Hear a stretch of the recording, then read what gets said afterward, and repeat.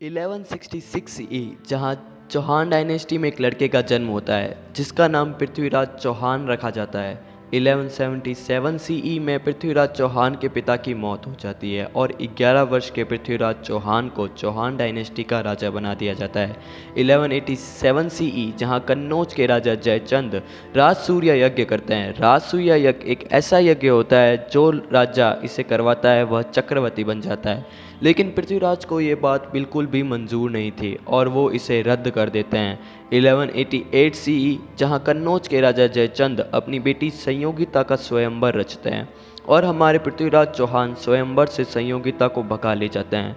1189 CE Mohammad Ghori Delhi की सल्तनत पर अपनी सेना के साथ दिल्ली पर आक्रमण करने वाला है। 1191 CE first battle of Tarain जिसमें पृथ्वीराज की विजय होती है। 1192 CE second battle of Tarain जिसमें पृथ्वीराज चौहान और उसकी सेना बुरी तरह हार जाती है और पृथ्वीराज को बंदी बनाकर अफगानिस्तान ले जाया जाता है और वहां पृथ्वीराज की आंखें निकाल ली जाती है, लेकिन पृथ्वीराज शब्दवेदी बाण चलाने में निपुण होते हैं। वे शब्दवेदी बाण से मोहम्मद गौरी को मार गिराते हैं। लेकिन एक सेकंड रुकिए, इतिहासकार इस कथा को काल्पनिक बताते हैं। तो फ्रेंड सच क्या है? तो चलिए मैं आपको बताता हूँ कि क्या सच है। तो पृथ्वीराज चौहान की जितनी भी इंफॉर्मेशन हमें मिलती है वो इन 3 एपिक पोएम से हमें मिलती है, जैसे कि पृथ्वीराज विजय, हमीर महाकाव्य और पृथ्वीराज रासो। माना जाता है कि पृथ्वीराज रासो को लिखने वाले चंद्र बरदाई पृथ्वीराज चौहान के कोर्ट पॉइंट थे और इनके द्वारा लिखी पृथ्वीराज रासो पर इतिहासकारों को डाउट होता है। आइए इन सभी सोर्सेस द्वारा हम पृथ्वीराज चौहान की वीर गाथा को डिस्कस करते हैं। दोस्तों, पृथ्वीराज चौहान का जन्म चौहान वंश के राजा सोमेश्वर और उनकी पत्नी कपूरा देवी के घर 1166 ई में हुआ था। चौहान डायनेस्टी की राजधानी अजमेर हुआ करती थी और चौहान वंश का शासन राजस्थान, हरियाणा और दिल्ली के अलावा उत्तर प्रदेश, मध्य प्रदेश और पंजाब के कुछ पार्ट्स में हुआ करता था। पृथ्वीराज विजया के अनुसार पृथ्वीराज को 6 भाषाओं का ज्ञान था।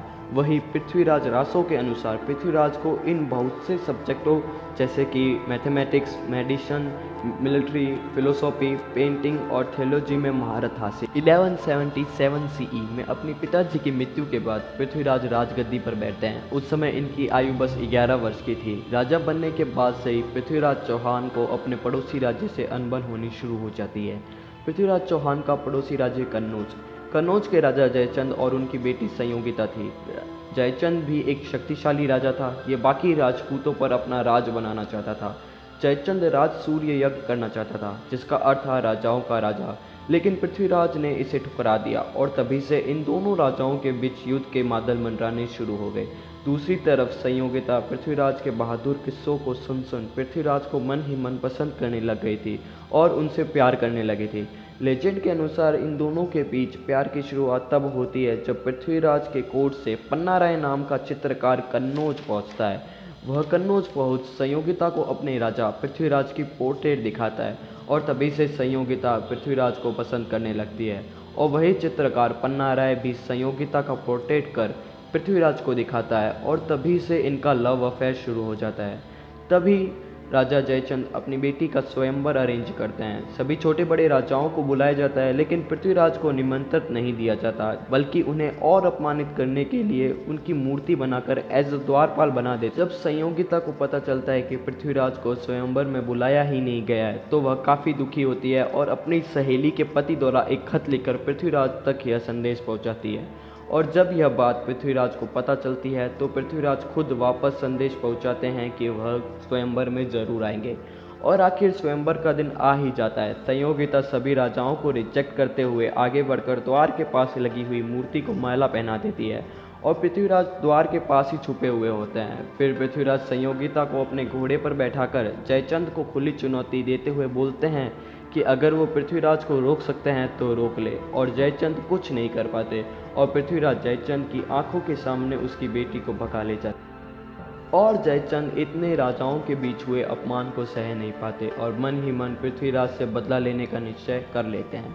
फिर मोहम्मद गौरी की एंट्री होती है। पृथ्वीराज रासो की माने तो पृथ्वीराज चौहान और मोहम्मद गौरी के बीच 17 बार युद्ध हुआ था, जिसमें 16 बार पृथ्वीराज ने गौरी को हराया था और 17वें युद्ध में गौरी जीत गया था।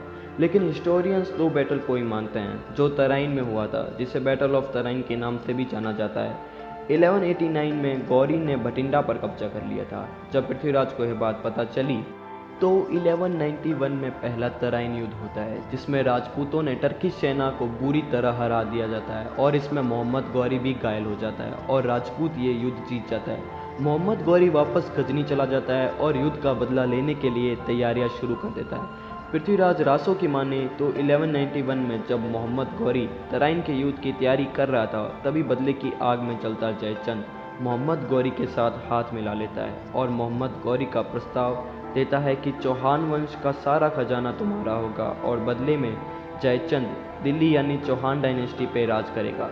मोहम्मद गौरी इस प्रस्ताव को खुशी खुशी मान लेता है। फिर 1192 में तराइन का दूसरा युद्ध यानी बैटल ऑफ तराइन सेकेंड होता है, जहां गौरी इस बार 1,20,000 घुड़सवार की सेना लेके आता है। इस बार मोहम्मद गौरी काफ़ी चालाकी से युद्ध करता है। मोहम्मद गौरी अपनी सेना की 3 टुकड़ियां कर लेता है और 2 टुकड़ियों को युद्ध के मैदान में भेज देता है, जहां 2 टुकड़ियां युद्ध कर राजपूतों की सेना को थका देती है। और पहले के समय सूर्यास्त होने के बाद युद्ध नहीं लड़ा जाता था, तो राजपूत सेना जब सूर्यास्त होने पर वापस जाने लगती है तो मोहम्मद गौरी की रिजर्व में रखी हुई बड़ी टुकड़ी राजपूतों पर हमला कर देती है और वो चौहान सेना और पृथ्वीराज की हार हो जाती है।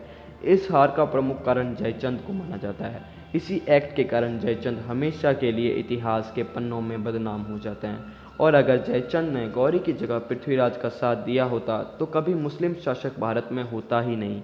तो युद्ध में हारने के बाद पृथ्वीराज के साथ क्या किया जाता है, इसकी अलग अलग कहानियाँ हैं। तो चलिए हम वो सारी कहानियाँ देखते हैं। पृथ्वीराज रासो के अनुसार पृथ्वीराज गौरी के सामने सर झुकाने से मना कर देते हैं और इसलिए गौरी पृथ्वीराज की आंखों में गर्म सलाखें डाल देते हैं, जिसकी वजह से वो अंधे हो जाते हैं। अपने राजा को हेल्पलेस देख चंद्रबरदाई अफगानिस्तान चले जाते हैं। चंद्रबरदाई गौरी को बोलता है कि आप एक तीरंदाजी प्रतियोगिता आयोजित करें, क्योंकि पृथ्वीराज को शब्द भेदी बाण यानी आवाज़ की मदद से तीर चलाना आता था और मोहम्मद गौरी इस बात से स्वीकृत हो जाते हैं और अगले ही दिन प्रतियोगिता शुरू होती है, जहां पृथ्वीराज को एक तीर का बाण दिया जाता है और मोहम्मद गौरी उसे ढाल पर तीर मारने का आदेश देते हैं, जहां चंद्रबरदाई अपने राजा की मदद करने के लिए एक दोहा बोलता है, 4 पास 24 गज अंगल अष्ट प्रमाण ता ऊपर सुल्तान है मत चूको चौहान। जब गौरी पृथ्वीराज को तीर चलाने का आदेश देता है तो चंद्रबरदाई के हिंट्स द्वारा पृथ्वीराज तीर चला देते हैं और तीर सीधा जाके गौरी को लगता है और गौरी की वहीं पे मृत्यु हो जाती है। और तभी चंद्रबरदाई अपने कपड़ों से खंजर निकालकर खुद पृथ्वीराज को मार देता है और खुद की भी आत्महत्या कर लेता है, ताकि गौरी के सिपाहियों द्वारा वे और ज़्यादा अपमानित ना हो सके। लेकिन इतिहासकार इस मौत की घटना को काल्पनिक मानते हैं। इतिहासकार के अनुसार युद्ध हारने के बाद पृथ्वीराज को बंदी बना लिया जाता है और उन्हें एक राजभवन में बंद कर लिया जाता है और वही पृथ्वीराज अपने मिनिस्टर को बुलाकर गौरी को मारने का षड्यंत्र रचते हैं। परंतु पृथ्वीराज के ही मिनिस्टर ये सारी बातें गौरी को बता देते हैं और गौरी पत्थर मरवा कर पृथ्वीराज की हत्या करवा देता है। वही कुछ बुक्स की माने तो पृथ्वीराज युद्ध के दौरान ही घायल होकर वीर गति को प्राप्त हो गए थे और हमीर महाकाव्य के अनुसार पृथ्वीराज अपनी हार के बाद अन्न का त्याग कर देते हैं और उनकी मृत्यु हो जाती है। इसी तरह अलग अलग सोर्सेज से पृथ्वीराज चौहान की मृत्यु का कारण अलग अलग बताया जाता है, इसलिए हम निश्चित तौर पर यह नहीं कह सकते कि पृथ्वीराज की मौत आखिर हुई कैसे थी। दोस्तों, पृथ्वीराज चौहान इंडिया हिस्ट्री के लेजेंड किंग रहे हैं, इसमें कोई शक नहीं है। इतिहास इन्हें पावरफुल किंग के नाम से याद रखते हैं।